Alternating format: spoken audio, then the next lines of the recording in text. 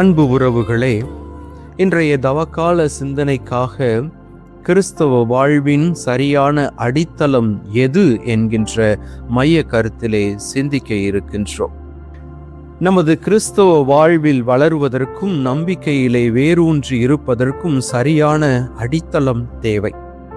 மத்தேயு நற்செய்தி 7வது அதிகாரம் 24 27 முதல் வசனங்கள் இரு வகையான அடித்தளங்களை பற்றி நமக்கு சுட்டிக்காட்டுகின்றது. முதலாவதான அடித்தளம் பாறையின் மீது கட்டப்பட்ட வீடு.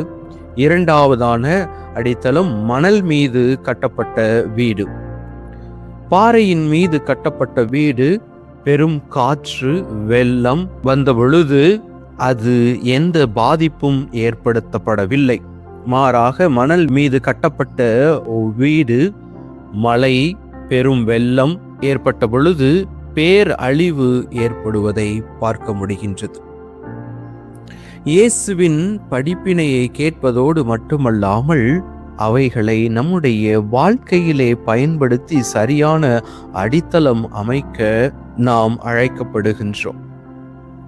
கிறிஸ்தவ வாழ்வில் எது சரியான அடித்தளம் என பார்க்கின்ற பொழுது இயேசு கிறிஸ்துவே சரியான அடித்தளம் என புனித பவுலடியார் கொரிந்தியருக்கு எழுதப்பட்ட முதல் திருமுகம் 3வது அதிகாரம் 10-11 முதல் வசனங்களிலே குறிப்பிடுகின்றார். ஏற்கனவே அடித்தளம் இட்டாயிற்று. கடவுள் நமக்கு கொடுக்கும் அருளின்படி நமது வாழ்வு என்னும் கட்டடத்தை கட்டும் பொழுது மிக கவனமாக இருக்க வேண்டும். கவனமாக இருப்பதோடு மட்டும் அல்லாமல் நம்முடைய வாழ்க்கை என்னும் கட்டடத்தையும் நம்முடைய நம்பிக்கையையும் தனிப்பட்ட முறையில் கட்டுவதல்ல, மாறாக இது ஒரு கூட்டு முயற்சி என குறிப்பிடுகின்றார். எனவே நாம் பெற்றுக்கொண்ட கிறிஸ்தவ வாழ்வின் நம்பிக்கை திருத்தூதர்கள் இறைவாக்கினர்கள் ஆகியோரை அடித்தளமாகவும் இயேசு கிறிஸ்துவை மூளைக்கல்லாகவும் கொண்டு அமைக்கப்பட்ட கட்டடமாய் இருக்கிறோம்.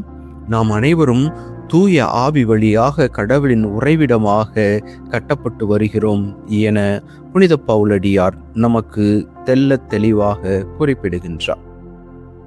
எனவே நமது வாழ்வை தனிப்பட்ட விருப்பப்படி அல்ல, கூட்டு முயற்சியோடும் பிறரோடு இணைந்து ஒற்றுமையாகவும் திருச்சபையோடு இணைந்தும் திருச்சபையினுடைய படிப்பினையின்படியும் நம்முடைய வாழ்வை கிறிஸ்துவை அடித்தளமாக கொண்டு கட்டப்பட வேண்டும்.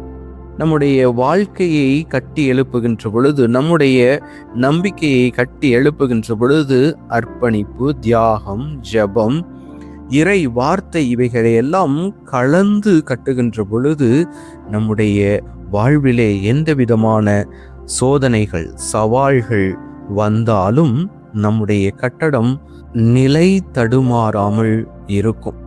அன்பார்ந்தவர்களே, இன்றைய தவக்கால நற்செயலாக பிறருக்கு நம்பிக்கை ஊட்டக்கூடிய ஒரு இறை வார்த்தையை பிறரோடு பகிர்ந்து கொள்வோம். மன்றாடுவோம். எல்லாம் வல்ல இறைவா, எங்கள் வாழ்க்கை என்னும் கட்டிடத்தை உம்முடைய இறை வார்த்தையை கொண்டு கட்டி எழுப்ப தேவையான அருள் தாரும். ஆமென்.